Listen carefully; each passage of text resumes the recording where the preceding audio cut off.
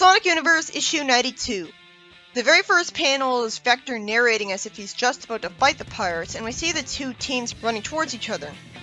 And that makes it feel arbitrary and tedious that instead, the first real panels of the story are about the pirate slowly talking about who he's faced with, one at a time.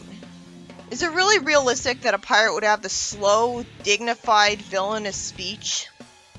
You think he'd find that as boring as I am, and just immediately cut to the fight? Vector says that they've got a job to do, and he throws one of the pirates as he satisfyingly screams, and Espio throws a shuriken. Of course, they'd never be allowed to actually hit any of their skin, so instead one of the pirates miraculously times hitting it away just in time. At that point, it would have been more logical writing if he had simply missed him. And the blonde pirate has really distractingly subdued dialogue, just saying, "Whoa, not cool," when one of her friends was almost murdered, which is no better than Tails saying, "Whoa, that's harsh," after an animal capsule was knocked out of the sky. Granted, they're pirates, so they should be used to people trying to kill them by now. But a reaction this subdued is still annoying. Like she's a valley girl, teenage girl reacting to something way less interesting. She spots the princess, and all of a sudden Razer tells everyone to stop moving and threatens the pink girl into dropping her weapon without immediately explaining himself. Okay, for some reason after Fiona Fox, I'm still giving the writer the benefit of the doubt and assuming that Razer doesn't actually want to join the crew again, and instead it's all part of an elaborate plan to be a double agent against them. Because he's in love with Coral by this point, even if he thinks he doesn't have a chance with her. And the writer seems to be favoritizing him if he cared enough to give him a backstory he clearly didn't need, and artificially trying to make us feel sorry for him every opportunity by having all the characters hate him, except Coral and that other person. He does have a very good point that everyone in Mobius treats him like scum anyway. It's interesting that the word scum was allowed to be used in a Sonic comic. It's the kind of word I'd want to use. The pink girl totally buys it and says that Coral trusted him. The fact that he said I with a pause before saying I again, combined with the fact that he said it makes it obvious right away to us that he's lying about this, as they're using the trope of hesitation equals lying, which isn't always the case, and ignores the fact that realistic speaking would involve a lot of uhs and stopping, regardless of whether it's lying or not. He shouldn't be hesitating though if it's all part of a well-intentioned plan and he doesn't secretly want to be telling the truth. Razer says that he hopes everyone else is smart enough to surrender. If Vector was smart, it would have been smarter of Vector to have had this plan himself. Instead, Razer had to be the one to think that it's hopeless to fight them because there's too many of them. Well, so much for an action scene where the pirates get beaten up like they deserve and the princess gets saved right away. Vector is smart again because he offers to join their crew with the Chaotix, as if he's caught on to what Razer's doing. Or maybe he hasn't. He hasn't been this surprisingly clever since Sonic Boom and Fleetway. Why can't the main characters usually be written like this? There's nothing wrong with it. Although him saying this might run the risk of making Razer's plan too obvious because everyone's trying it when Razer had a more rational excuse. Vector isn't providing one. He just said that he had a job to do and started a fight. He luckily explains himself with a logical reason, so logical that it makes me wish he was being sincere, or that I'd have seen a counterpart to Vector that is a pirate. He uses greed as a motivation. A more exaggerated version of Vector without his more subtle morality would actually want to be a pirate. But he couldn't stay a pirate because that'd be interesting and creative. Espio doesn't want to become an honorless thief. Need to remind you what a ninja actually was? It was a murderer from an organized crime group. How is there any honor in that? Can't the media just cut out that bullshit? He's against thievery, but not murder? I always wondered if Espio even knew what a ninja was. He's a good guy after all. His romanticizing ninjas always came off to me like kids romanticizing ninjas, because they think they're cool because TV said so. Vector drops an obvious hint to him that he knows what he's doing. It's certainly going to be interesting to see the Chaotix as pirates for a change. Espio says he'll trust him, and Charmy asks for a cool hat. being a neutral, typical kid who doesn't care what side he's on. Logically, the pirates are suspicious and confused. The blonde pirate guy says they are light on crew, what with some of their pirates leaving. The captain glaringly isn't wearing a captain's hat, as the blonde guy reasons that Razer's young and had a momentary lapse of judgment. The captain agrees, but smartly says he'll be watching them and has little patience for treachery and all manner of creative ways of dealing with it. And all this time, the princess hasn't said a word. It's kind of disappointing that he's their leader, not her. She's a princess. That was what was built up to. And if she's a good person, then she'd be a more likable character than this jerk. And just as she's about to be finally killed off, the princess asked to talk to her for a second, talking informally. She asked the lieutenant if she would join if she ordered her to. She sadly agrees. I find her sadness melodramatic since she looks terrible and treats Razer like garbage. The princess says happily that she won't force her to do anything that would compromise her honor, and says that they'll just ransom her and send her home, saying will and not they'll. She's interesting, but it's very hard to take her seriously with the weird way she looks. It's an uncanny valley, these Reboot character designs. They're trying to all conform to the Sonic art style, like they're more important than they are, but fail miserably, which makes me all the more frustrated because they're almost there. A pirate compliments the princess on her deal and says to take the lieutenant to the brig, where I'll hopefully almost never see her again. Wouldn't it suck if she had entire padding scenes where she angsted to herself?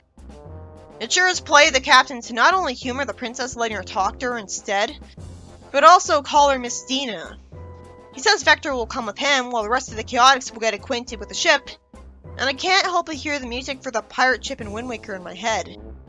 Probably because I know that these pirates are going to be portrayed as kid-friendly.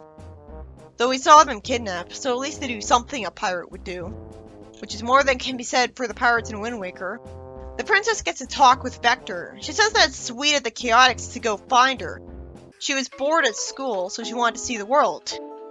I hate that the writers are trying to make us think she's an idiot because of her stereotypical teenage girl dialogue, when there's more to intelligence than that.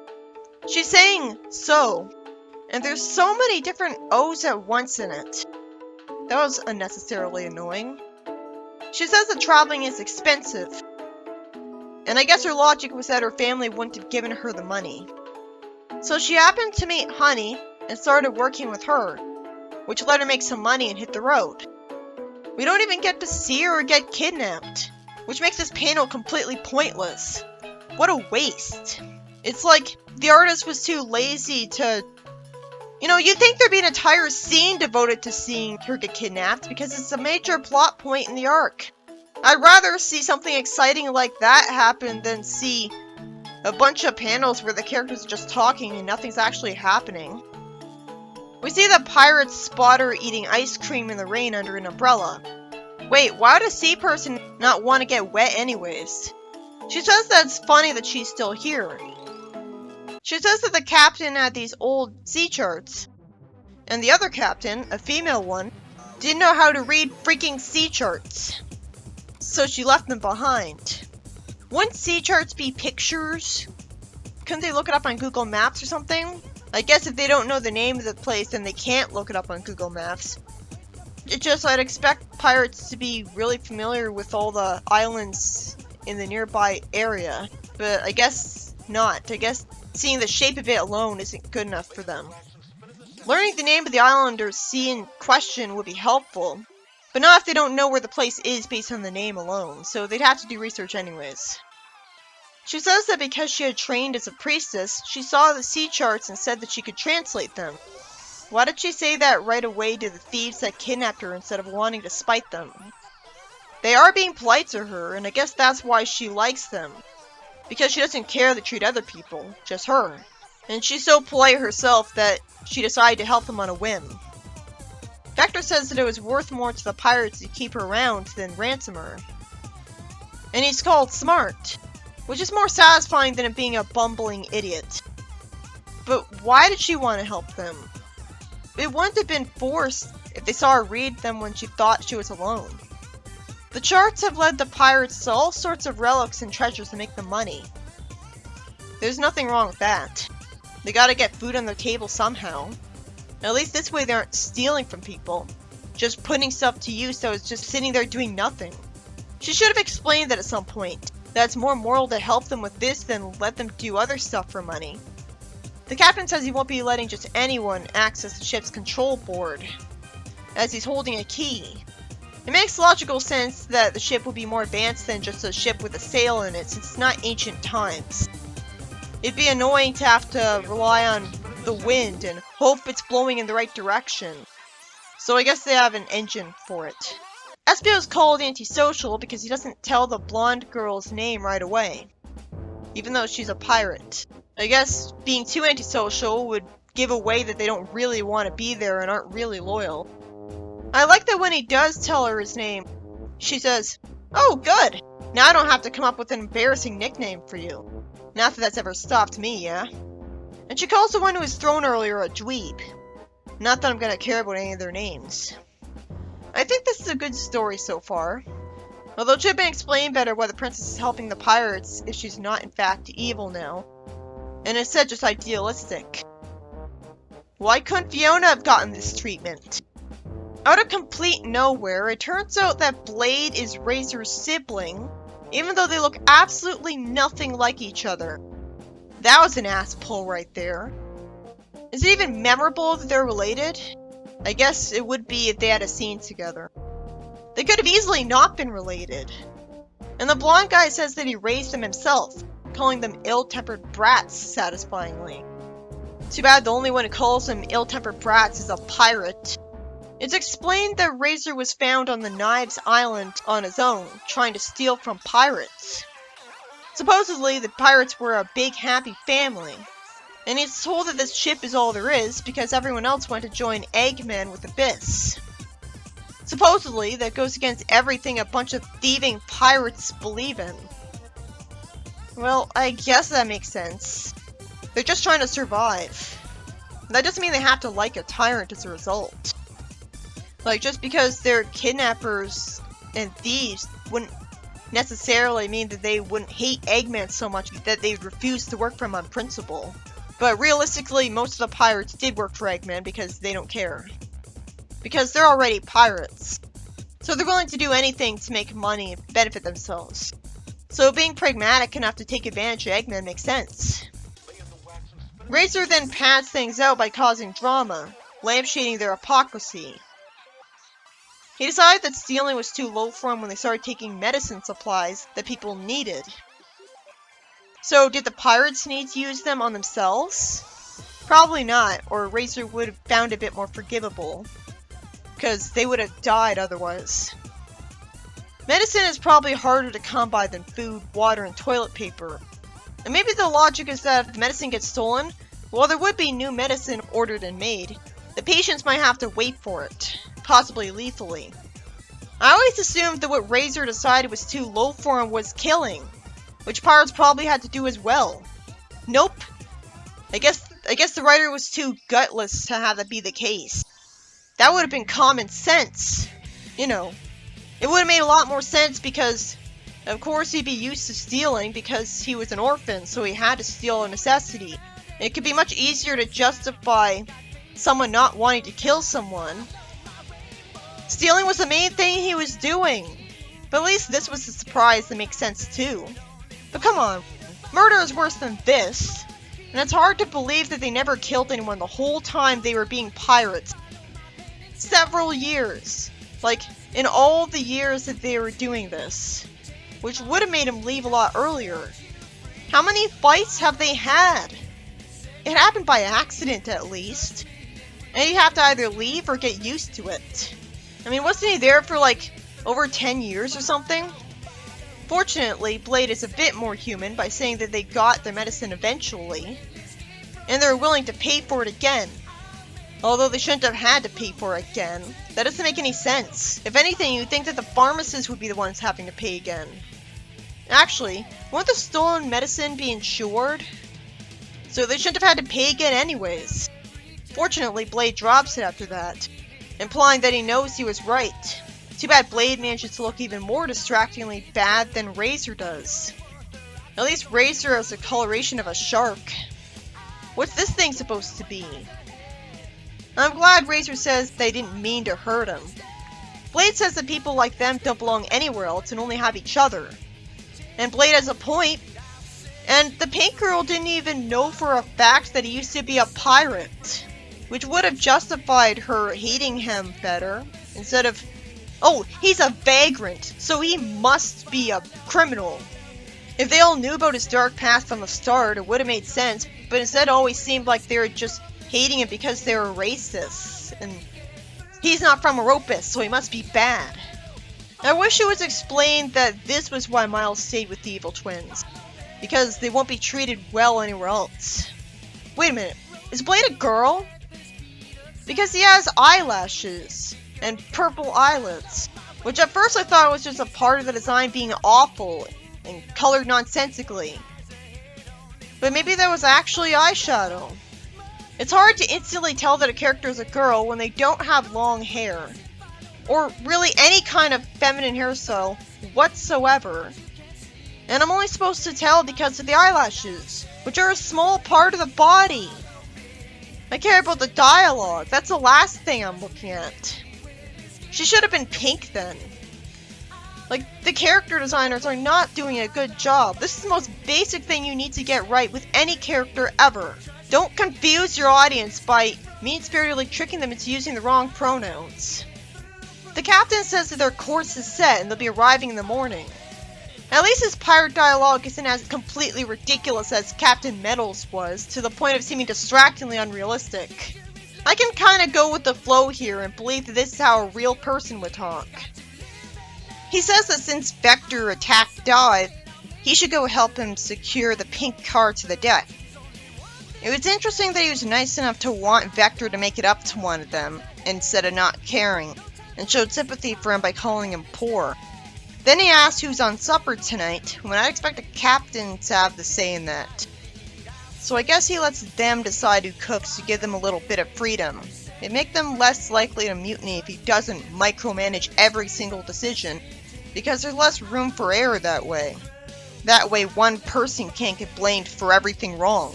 It's the same reason why there should be tons of writers, not just one main one. Charmy says eagerly that he'll help because he's good at pouring cereal. Then the blonde girl with the cool shirt says that cereal with raisins in it sucks, and he agrees.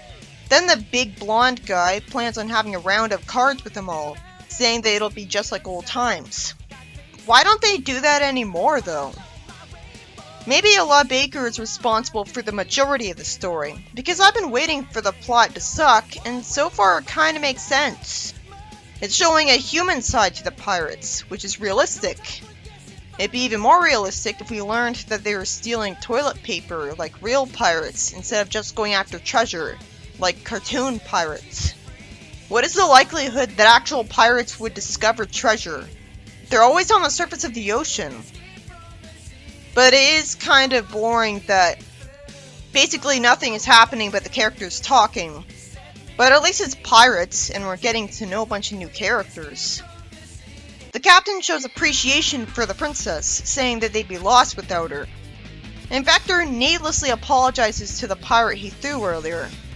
I guess his logic is, it's smarter to do that to try to get rid of a grudge so that it won't inconvenience him for now. It'll put Dive into a false sense of security so he won't be as suspicious of him later. There's consequences because Dive says that it doesn't hurt as much now, so he's still in pain. Not that we see any bruises. And Vector ties a knot, and Dive says that this way the car will stay in place when the ship goes underwater. An interesting thing for a ship to be able to survive doing, as of course it's really a submarine, explaining why it sneaks up on other ships.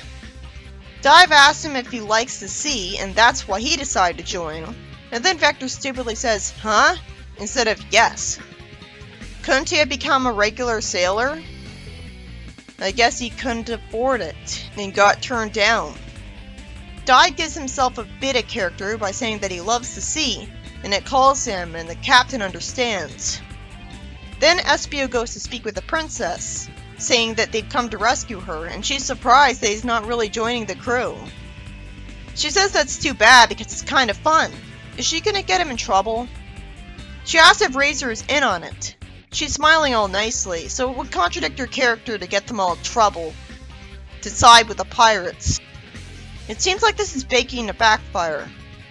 Aspio explains that Razer didn't ambush him, and in fact, they ran into him, and says that Razer said Coral was worried about her. And Dinah says that's sweet. One of the pirates is right behind them. There is no way in hell that he wouldn't hear everything he was saying about Razer. This would get him in trouble. Aspio should have noticed him. Won't the ninja notice if he's not alone with someone anymore? At least their conversation doesn't prove Razor's a double agent against the pirates. It just means he lied about one little thing. For all Blonde Guy knows, Espio just made the wrong assumption. I'm sure they tell you his name, but who cares? He's just a pirate with no personality. Undina feels bad for the lieutenant because she thinks she was betrayed. Why does she just now realize this? She made a pretty obvious scene. I guess since Undina's under constant supervision, that's why she's not going to tell the lieutenant the truth and make her feel better right away. It's a shame because if they did that off screen, it'd be faster. Because she feels so bad for her, but she doesn't reassure her. She says that while it's nice of them to want to get her out of here, it's not so bad, and all she's doing is translating sea charts. No one's getting hurt, and Opal even gave back all the jewelry she took from her. It doesn't really mean much though, because it's still on the pirate ship with her. So if anyone does get hurt, inevitably, Undina would have a problem with it. And nobody's gotten hurt in all this time. She must have been kidnapped very recently. Aspio says that the pirates are using her, and the only reason they're still robbing and kidnapping is because she set them on treasure hunts. Thankfully, she knows this, which perfectly justifies things. That's just what I was hoping for. She says, "Really? What a lucky coincidence then. Ooh, and I get to see the world for free. Like, how about that?" She'll barely get to see any of the world, though, wouldn't she? Just the ocean. I don't imagine pirate ships and submarines as being so fast that they explore a huge amount of the world. I guess this one is really fast, though. I wish I knew how long it's been. No, that'd require effort to think up. Even just have one character say a week or a day. Then she's excited for dinner. And sadly, we don't even get to see what their dinner is, speaking of lazy. In Sonic the Comic, we once saw the pirates eat shark steaks. Oh well, it's faster pacing anyways. It's just that we could have easily seen them eat instead of seeing her eager to eat. If they want to have a story humanizing them, why aren't they showing us what they tend to eat? Then one of the pirates at night warns the newbies that if she hears any snoring, she'll stop it with violence. The Chaotix reveal that they do snore. It sure is lucky for all the people sleeping in her bedroom that they don't snore, and so none of them are dead. They whisper, fortunately, and Charmy asks in a whisper if he can be a detective again if he gets bored of being a pirate, so Vector sweetly reassures him and calls him Kiddo, which is so out of character for Vector. But at least it's being nice as a result. Logically, if they do snore, you'd think that she would end up beating them, and what's that? The story's not going to show them sleeping outside of the bedroom? It's just going to be a line that leads to nothing? With that, the story ends. Good thing they didn't get killed for snoring. This issue is by Law Baker and Flynn, and it was actually pretty good. You know, for a story that, once again, a story and action series with just characters talking, with the actual setting not mattering, so they might as well be in a void. But it wasn't trying too hard to be funny the whole time this time, and instead, it was all about humanizing the pirates in a realistic way, showing that they were basically Razor's family when he's found stealing from them as an orphan. These are definitely better than the pirates in Wind Waker. They are referenced to do pirate things, and they look more interesting, and they try to give a few of them backstories. And it's thankfully explained why the princess is okay with being here in a way that doesn't make her pure evil. Because she gets to send them on treasure hunts by translating sea charts for them. They aren't stealing and killing. And she gets to see the world. Okay, but wouldn't they steal and kill anyways if they happen to come across another ship? They just kidnapped the Chaotix because they happen to come across potential crewmates. So they did kidnap. They aren't restraining themselves that much. Vector and Razer had a brilliant plan to think outside the box and join their crew instead of starting a fight, which was justified because the princess is there, so she would be threatened if they fought. I could have done without that scene with Razer and Blade talking together though. Maybe if it hadn't happened, well, one, the reason for why Razer left the pirates that I assumed was the case, that made a lot more sense, could still be assumed to be the case. Instead, the reason that they came up with made less sense than what the audience would assume. So that wasn't worth it. Maybe if that scene hadn't happened, the comic space would have been available to have the plot actually go somewhere in the span of this one issue. Because they get to reach the island and do stuff there. Instead, basically nothing happened the whole story. But I was still impressed and interested. The characters may look bad, but at least Dive explains that he likes the sea. And some of them look relatively alright by Reboot standards, especially the so-called jellyfish. She looks like she just happens to have a hat and long hair that makes her coincidentally resemble a jellyfish. And it works because she looks like a girl with long hair. And at the same time, you get what they're going for. It's a bit confusing that this pirate ship is the only one to not join Eggman when they're all opportunists, and are fine with stealing medicine. And as we're gonna learn, this captain isn't even better than Eggman anyways. It'd make more sense if he said that the other pirates joining Eggman isn't against what they believe in, it's just they don't like Eggman in particular, and they'd rather be independent villains.